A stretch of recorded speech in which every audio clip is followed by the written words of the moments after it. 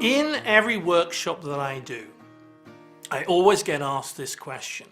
As somebody who's a history of working with Frank Farrelly, the creator of provocative therapy, and now having created my own work, which is called Provocative Change Works, I always get people who have misconceptions about the term provocative. So let's just clear this up. Provocative does not mean aggressive. Let's say that again. Provocative does not mean aggressive.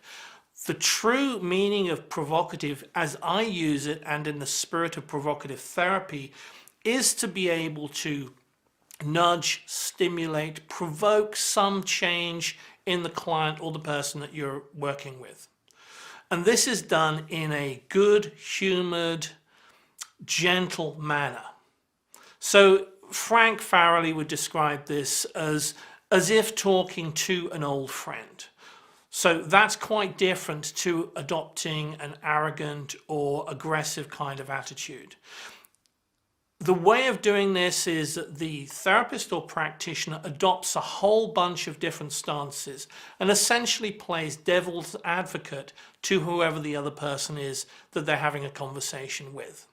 So let's clarify. It means working in a teasing, friendly manner. It means working in a way where the other person feels comfortable to have the conversation, but may at times feel that they're being nudged and being stimulated into giving responses which are honest and open responses.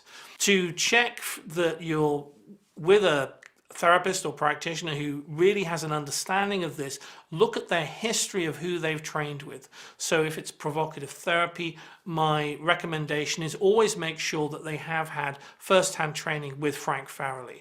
If it's provocative change works, then it will be with myself. And we have now launched a provocative change works practitioner, which goes into the full use of provocation and the ability to use it in a business, therapeutic and creative environment in great depth. So provocation means stimulating change in the client. It does not mean being aggressive. It does not mean being outrageous. It does not mean any kind of highfalutin sledgehammer type approach. It's working gently in a friendly way, but to produce exquisite changes for the other person. People have also used the term provocative and jumped on the bandwagon to talk of provocative in all kinds of other things. And I've actually seen many examples of this. A lot of the time, this is just like a hijacking of the term, but it's not done in the same spirit or the same warmth as was intended by Frank Farrelly.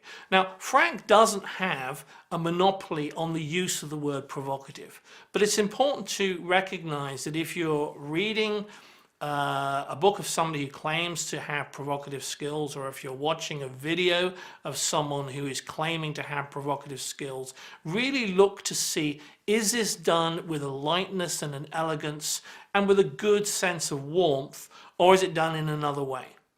My advice is always to check that whoever you're looking at and thinking about training with, or maybe as a client, that they're either approved by the Association for Provocative Therapy, or if they've come through the Provocative Change Works approach, which I've developed, they're actually a student who've worked with me, or better still, they're a full practitioner of the PCW method.